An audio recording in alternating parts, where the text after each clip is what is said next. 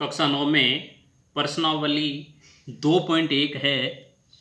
इसका प्रश्न नंबर 1, निम्नलिखित व्यंजकों में कौन कौन एक चर में बहुपद है और कौन कौन नहीं है, कारण के साथ अपने उत्तर दीजिए। हमें इस प्रश्न में बताना है कि कौन कौन से व्यंजक एक चर में बहुपद है और कौन कौन नहीं है, साथ में कारण और बताना है। पहला व्यंजक है 4x² - 3x + 7। ये जो आपको दिखाई दे रहे हैं x, ये y, t, ये चर राशियां कहलाती है। तो पहले क्वेश्चन में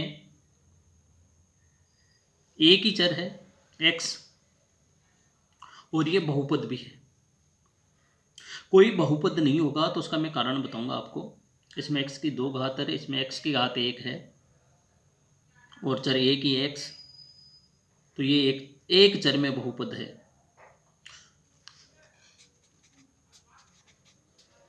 एक चर में बहुपद है, ये इसका उत्तर है। दूसरा क्वेश्चन है y² + √2। तो इसमें एक ही चर है y, तो ये भी एक चर में बहुपद है, इसका उत्तर हो जाएगा एक चर में बहुपद है। तीसरा है 3√t + t√2। इसमें चर तो एक ही है t, लेकिन ये t अंडरूट में है। इसको हम इस तरह से भी लिख सकते हैं 3t⁻²।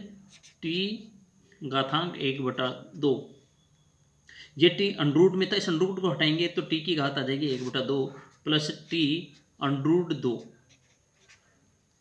चर तो एक ही है, लेकिन इस t की घात 1/2 है। बहुपद वह होता है जिसमें चर की घात पूर्ण संख्या हो। यहाँ पर इसकी घात पूर्ण संख्या नहीं है, चर की घात आनी चाहिए 1, 2, 10, 20, 100, 200, ऐसे 1/2, 3/4, 5/7 ऐसी नहीं आनी चाहिए। अगर ऐसी घात आ जाए तो वो बहुपद नहीं होता है। तो ये एक चर में तो है लेकिन बहुपद नहीं है। इसका चौथा क्वेश्चन है y + 2/y।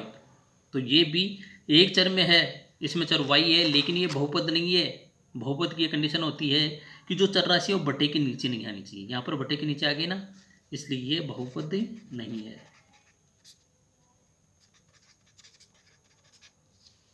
आगे देखो, पांचवा क्वेश्चन है x⁻10 + y⁻3 + t⁻50।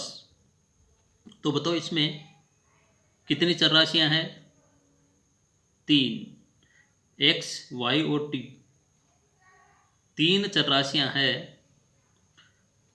और ये बहुपद है क्योंकि सभी की घातें पूर्ण संख्या में दे रखी है। तो इस तरह से हमारा पहला क्वेश्चन हल होता है। इसका उत्तर आया था एक चर में बहुपद है।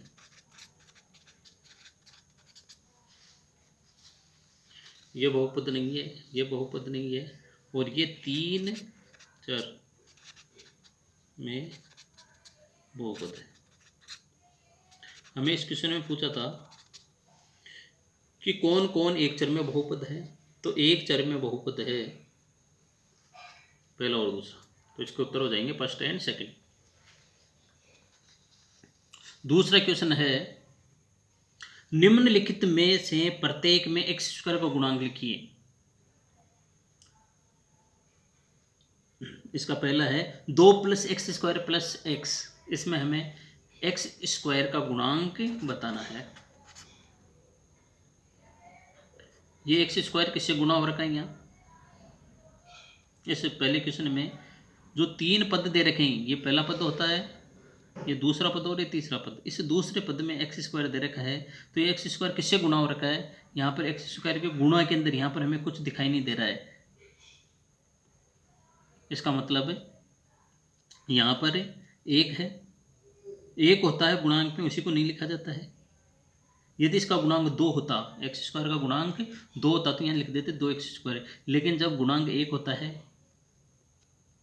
तो उसको एक्स स्क्वायर लिखते हैं, ऐसे नहीं लिखते, एक एक्स स्क्वायर नहीं लिखते, उसको एक्स स्क्वायर लिखते हैं। तो यहाँ पर एक्स स्क्वायर 1 से गुणा हो रखा है, तो पहले का हल हो जाएगा एक्स स्क्वायर का गुणांक 1।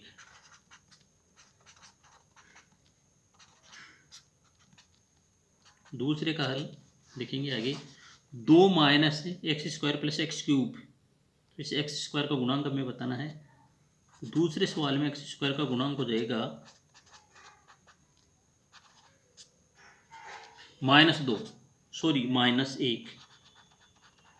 इसका भी गुणांक हमें दिखाई नहीं दे रहा है, तो एक का गुणांक, ये माइनस का चिन्ह है तो लिख देंगे -1।